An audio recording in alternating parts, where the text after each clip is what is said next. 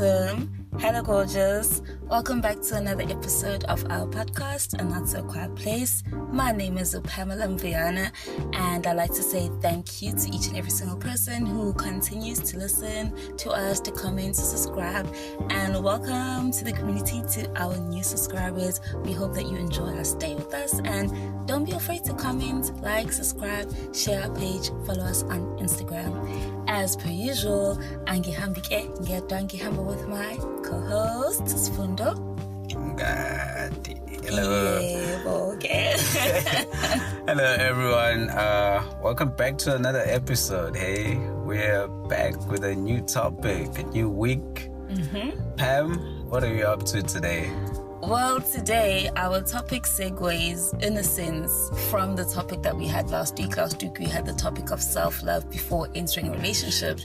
And after we finished recording, we were just talking about the state of relationships and expectations. And we thought that we'd love to do a topic, this week's topic. We'd love it to be on expectations in relationships in modern age dating. So, Sundo, what are expectations according to you? There's some people who might not know. They just hear the word floating around, expectation, and they don't really know or know how to define it. What are expectations in regards to relationships to you?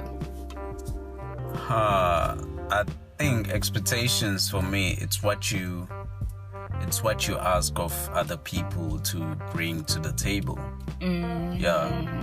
That's like the simplest way I can put it. What you ask other people to bring to the table, but also it's what you ask of yourself to have, to bring, to also bring to the table. Do you think people do bring to the table what they ask of? No, hardly. Hardly, but I guess some people try to bring it to the table, but as long as you're trying, I mean, you're doing something, right? And you?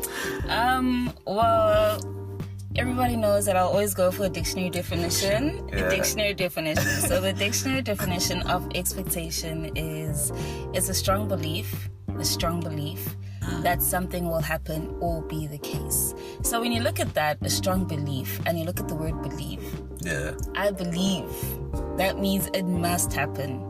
And it's a strong belief that something will happen or be the case. So when you turn that around into relationships, it's believing that because of who I am, or let me put it like this, it's in a way linked to how you see yourself or your self-worth or your self-value, whatever the case may be.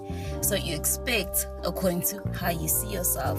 So because I am a beautiful young lady, I believe I deserve a beautiful man as well, because that's how I see myself, and that's linked to self-worth and how you visualize yourself, or how you perceive yourself, or what you think you deserve, or your image based on that. So for me, those are like expectations in relationships. It's just based on your value, basically. I'll use the example of going to the shop, right? Different types of shop. When you go to Woolies and when you go to ShopRite, you're going to find two different cakes there, right? And you're going to be willing to pay for those two different type of cakes, two different amounts of monies or values, whatever, because you're expecting to get an end product that you know that you deserve, so you will pay for it. So basically that's what the expectation is. If I'm walking into Woolies, I expect to get something, and if I'm walking into ShopRite, I expect that I'll also get something, and it's going to be different according to the value of whatever that thing is. So I hope I'm making sense. Am I making sense? I think you are.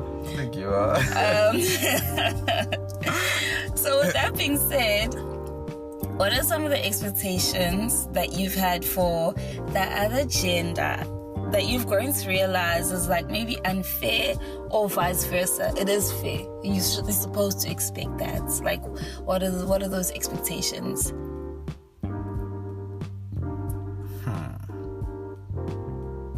Wow.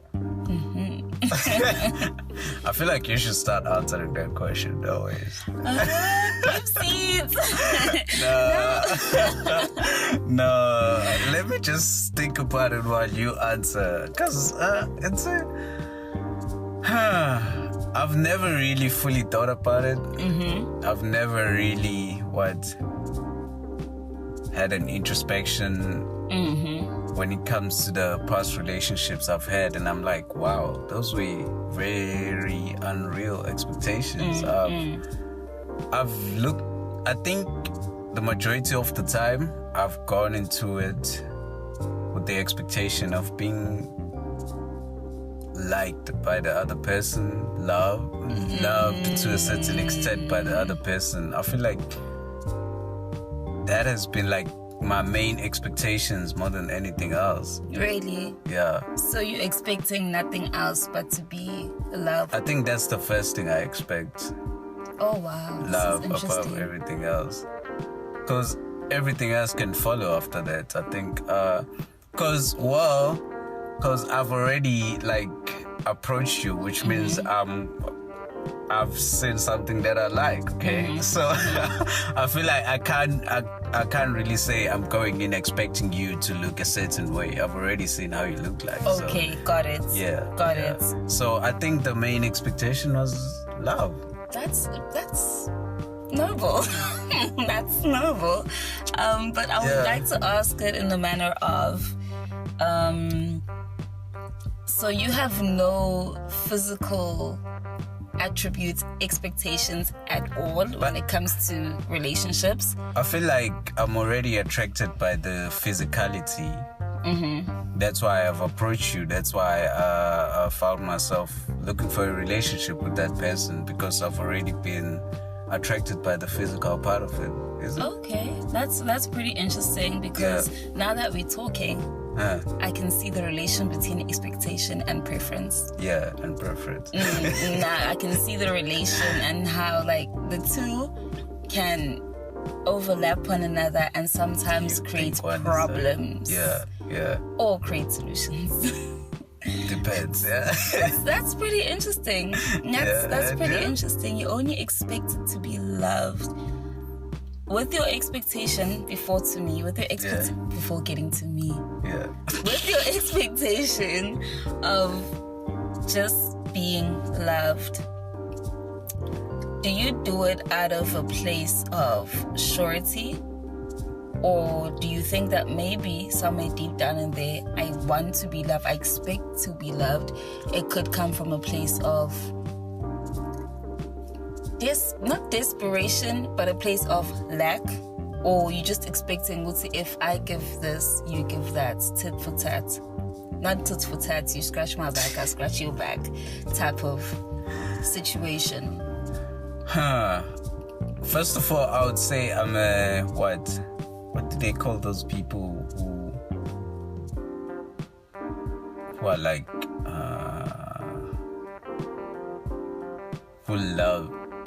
who likes the idea of relationship? So I would say I like the idea of relationship, so that for me, human being. So for me, the main expectation, the biggest expectation is that when I decide to say I would like to date you, and then you also agree to that, we've already have that expectations towards one another, that we both like each other. So maybe this could turn to something else. So I don't think it's from a lack of play, from something that I'm lacking. I don't believe so. I think it's just I just look at it from a perspective of I'm expecting that. I'm expecting to be loved. That's why I decided to be in a relationship. Isn't that the point of it? The point of it. And wait, before I answer the question, do you believe in the whole notion of have no expectations? In a relationship, people just say you're in a relationship, have no expectations. Even in life, have no expectations. Do you believe that notion, or do you understand where it comes from, but you don't really apply it, or can it be applied to a certain extent? I think I understand where it comes from, But we can't help it. We will always have expectations, whether it's for our relationships or what do we want in life. We'll always have a certain expectations for ourselves. I think that's how we measure life. So for me, I don't think it's something that you can run away from. You can say the saying, have no expectations going into it, but we already know you're gonna have expectations. We expect that person to maintain a certain physical attractiveness about them, because that's what attracted you in the first place. But so sometimes that also leads to like a very dangerous point, because then you easily fall out of like with someone because you feel like they've let themselves go. The standard is no longer there. You feel like, yeah, things will change in a relationship, but if you go with the mind that that person will maintain that certain figure, that certain shape, then well, you're already on the losing side, because then you're not allowing life to be, isn't it? This is quite interesting. It's quite interesting. True. Yeah. True. Although, how do you look at it? I know you're different from where I am. I know. Well, in answering the having no expectations, I also understand where it comes from, because I read this other quote that said having expectations is setting yourself up for regrets and hate later on. But with that being said, you do need to have certain expectations. I mean, there's the expectation, a basic expectation of, let's say, respect. Yeah. That's basic. But a lot of people don't need that expectation in relationships or that standard. And we see that in so many ways by how people treat their partners, how people will even speak to their partners, and you turn around in the mall and you hear somebody talking to their partner and you're like, well, okay, that's, I think, sorry if I may cut in there, especially the respect part, I think it counts for every relationship before you get into a romantic relationship. Yes. If you can't respect your friends and the people around you, and you can't give and you are not also asking for that same expectations of respect, then yeah, you definitely gonna doom yourself with other relationships. Exactly. Yeah. Exactly. You hear that? Exactly. So yeah, proceed. Yes. So something as basic as respect, but I mean, an expectation that I've gotten from the other gender that I've grown to realize is pretty much unfair. Is the expectation of sex. Men will make it seem like it is a must that now that we are in a relationship that we need to have sex. After 3 dates, we need to have sex. It just needs to happen. And then when you look at the rape statistics in South Africa, we are the rape capital. There are 9,518 rape cases that were reported within the last 3 months. And I can assure you that some people have been raped by the people that they're in relation with. Yeah. I know of somebody who met someone and they found themselves in such an unfortunate situation because there is that expectation, even if they're not ready for that. And in your head, especially as a young girl, as a teenager, that grooms the psyche of, if you do not sleep with somebody, you don't love them. You don't love them, and if you don't sleep with them, someone else will sleep with them, and then you'll lose them, etc., etc., etc. And I dare you to go ask most people who got pregnant when they were 16, 15. Most of them will tell you that I didn't know what I was doing. Yeah. I was kind of forced into it. And when you sit down with somebody and you really talk to them, they were more or less likely coerced or raped into the situation. But since it's their partner, I mean, it makes it okay. Yeah. So the more I've grown, the more I'm like, that's an unfair expectation that the 21st century has made okay.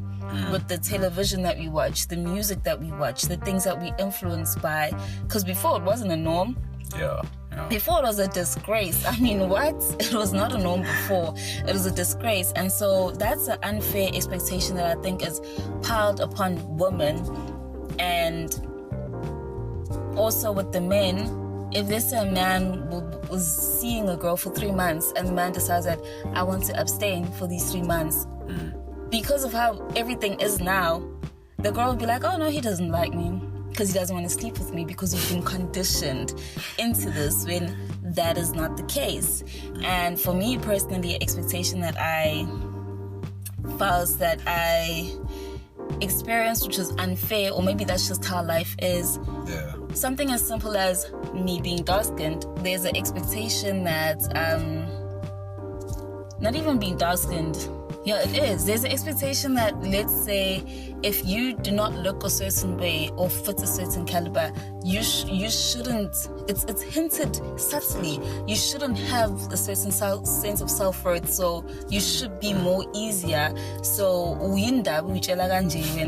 should be able to get you that expectation, and that in turn grooms you to also lower yourself, and you'll find more people who have a lower self-esteem or look a certain way, they'll be more sexual. I've dealt with that before. And now looking back when I'm older, I'm like, oh, this is where this was stemming from. It was the expectation of society that you're not going to be the pretty girl in the room, but you can be the most sexual, and that's going to get you the most attention, right? Yeah. So that's the expectation. And vice versa, the expectation that we as women have on men is obviously the money. And before I even go into this, because I feel like you do have comments on this because you are a man, tell me if you experienced this. And I just want to say that we're not trying to have polarizing conversations. What we're trying to do here with this funda is to actually sit down and understand and listen and hear one another, and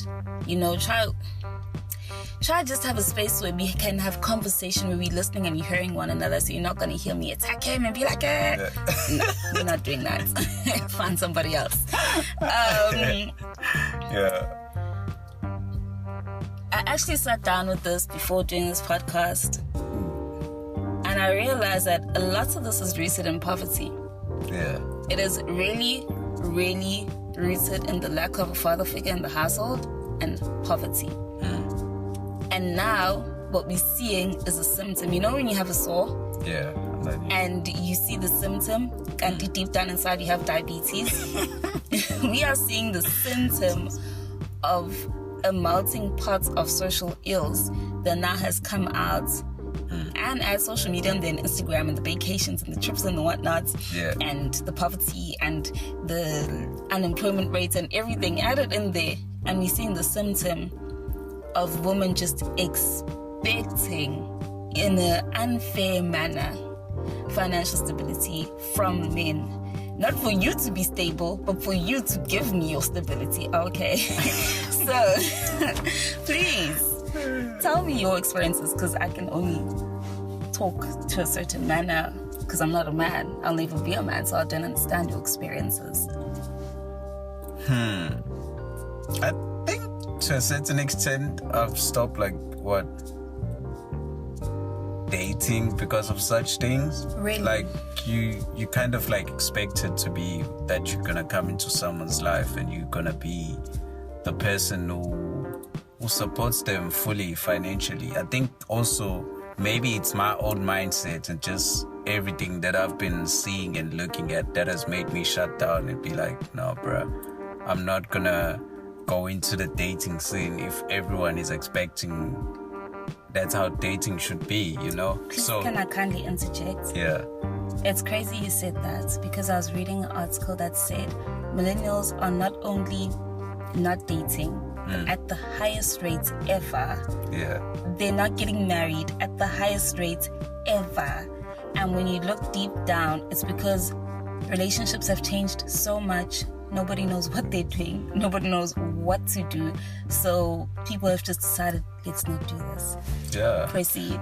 So I think for me, being exposed to all social media and how new relationships sort of work now, I've become more drawn away from the idea of dating. I've become I'd rather ride solo and be and date, because it's there's such a high expectation that on a first date it has to be like this, it has to be like this. Yeah. So there's a lot of financial means that come into it before we even know each other. So it's like, so for me, that has made, I think maybe I'm not even aware of it, that maybe that's also a big factor as to why I'm less prone to dating.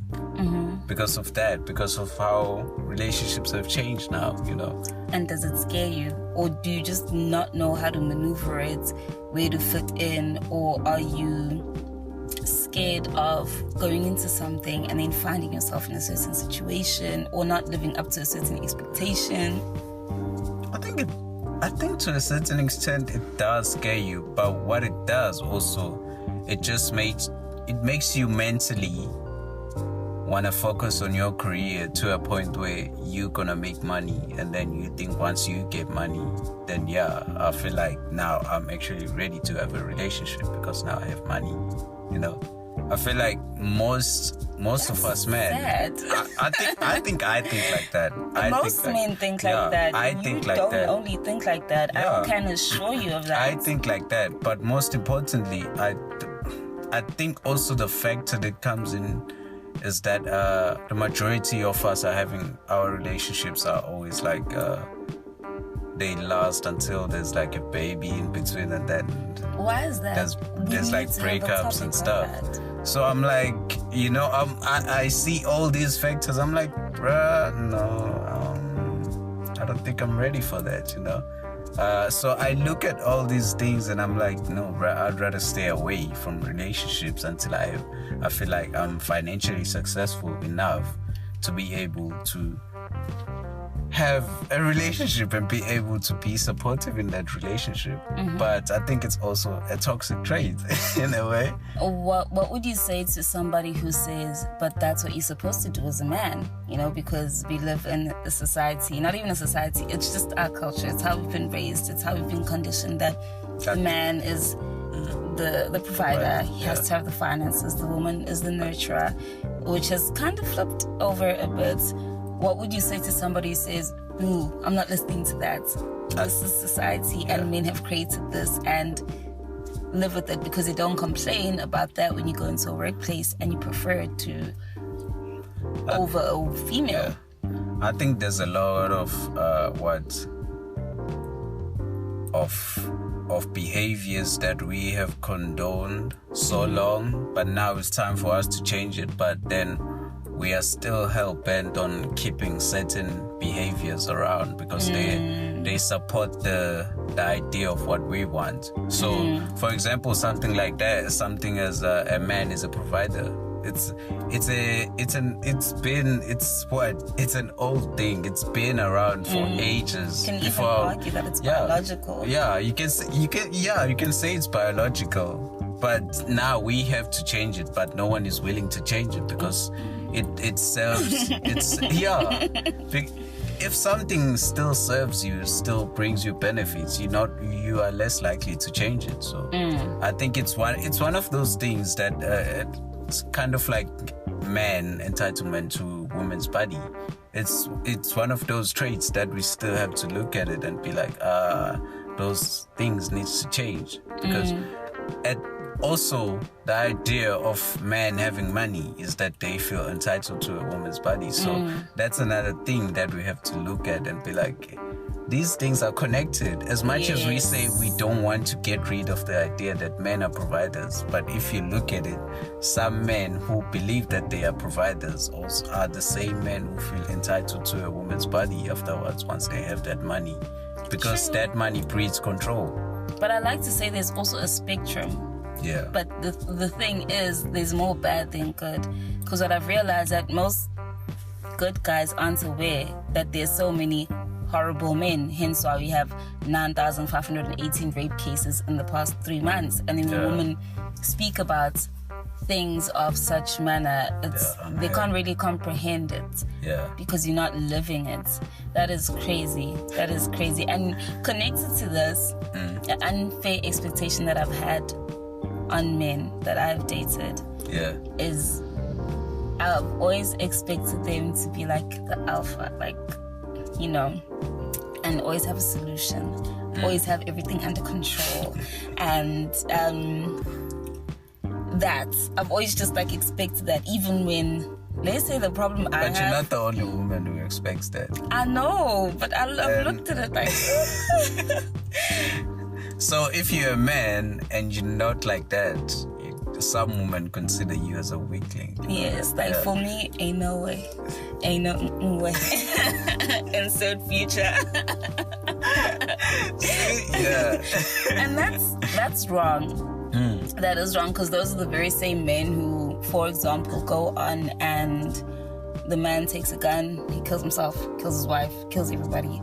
Not to say all of them, but most men who are forced to be alphas to the extreme end up on the extreme. Yeah, those are the ones who don't really speak out about their problems. Yes. Because as soon as you're not communicating, you like holding everything in, you are bound to get to that point of no return. So I feel like that's pretty unfair. That's the expectation that I've had that is incredibly unfair. I'll be going through a situation that, I mean, not even my dad would be able to fix this. Oh, but you need to fix it. So how can we be more realistic about it?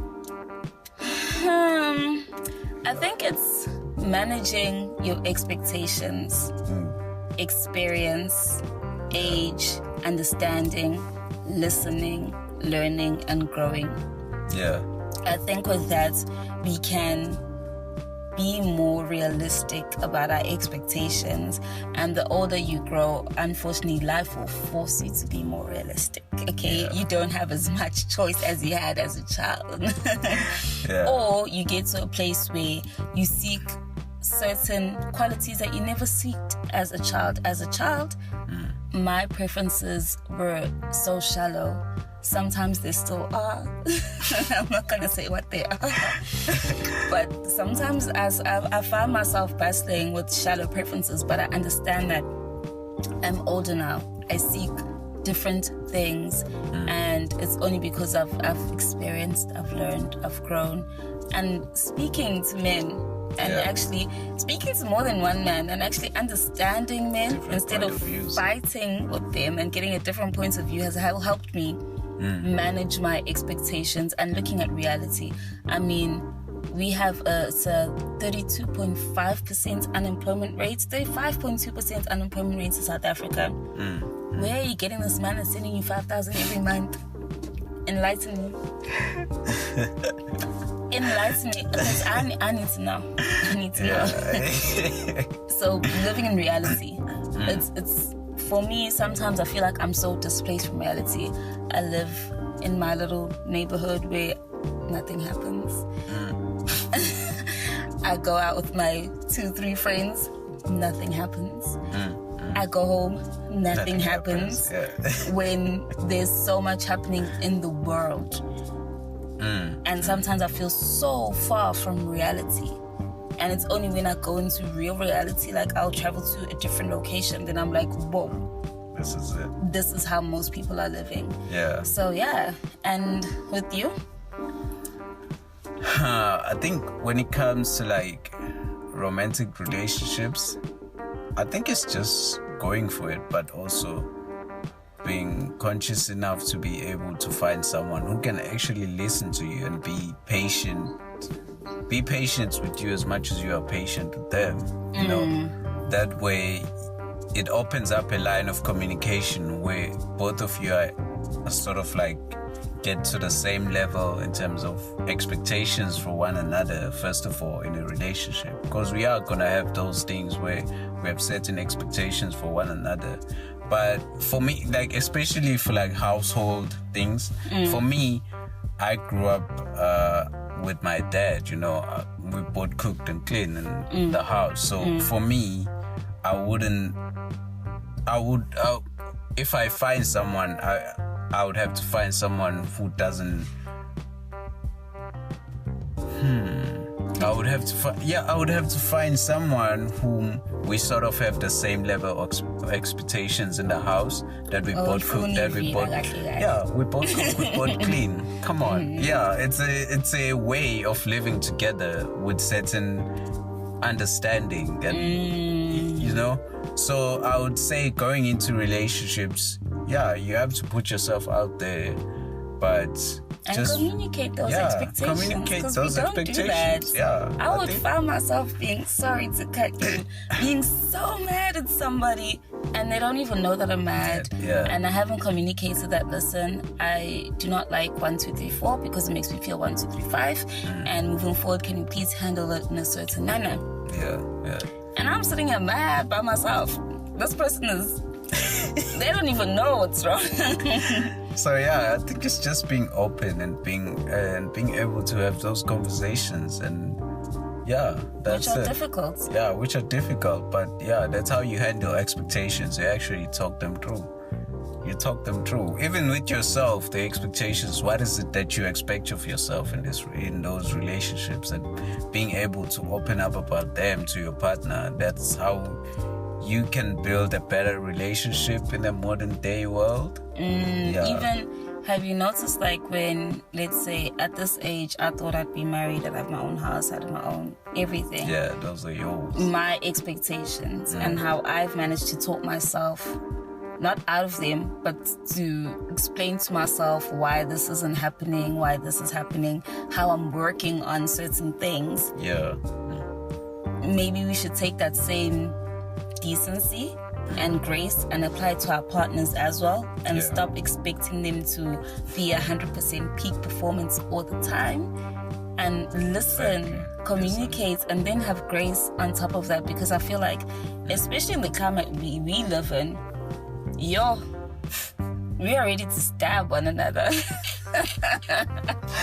Yeah. And if you so much, especially as a female, if you so much as say, I actually want to listen to what the men are saying. Yes, I'm not going to condone behaviors that men have, but I actually just want to listen. Yeah. What's the problem? Because right now we're looking at symptoms of stuff. But what's the problem? And when you listen, there's always an underlying line or underlying layer that's the same throughout each and every single community. But then, as soon as you listen, oh, she's a pygmy, or whatever. So it's I don't know if it's the same with men. I think it is. It's a work in progress type of thing.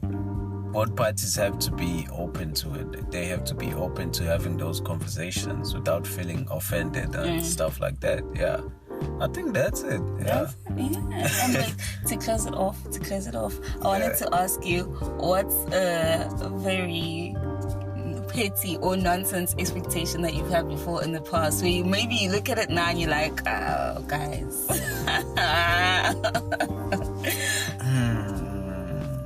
But even maybe something like texting, because texting gets on my nerves. If you do not spell a word full, it's over. Text, I like texting. The pettiest one. Wow. I can't think of any, honestly. No, I can't think of any. Yeah? I think the pettiest one, as I said, it's the texting. Yeah. Don't text me long paragraphs. Or if, let's say, you use the word you, as in the alphabet U, instead of spelling you out in full, it's over. Oh yeah, I hate that. Don't text me like you're texting your mixed boyfriend. Exactly. No, what the hell? Oh my gosh, this one is shallow. Yeah. I like something good to look at, so. Well, we all have those. I mean, like. Mine has been really shallow. really shallow. But I've grown. Like, I've grown. I've really grown, but I'm joking. Wow.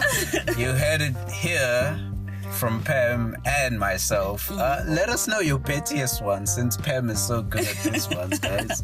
Let us know your pettiest ones on the comment sections, and thank you guys for listening, and let's continue these conversations over our social media pages, you know. Like, comment, subscribe, and share with your people. Hey, let's all just have these conversations, guys. So from myself, Sfundo Mngadi, and Pamela Mvuyana. Cheers, guys. We'll see you on the next episode.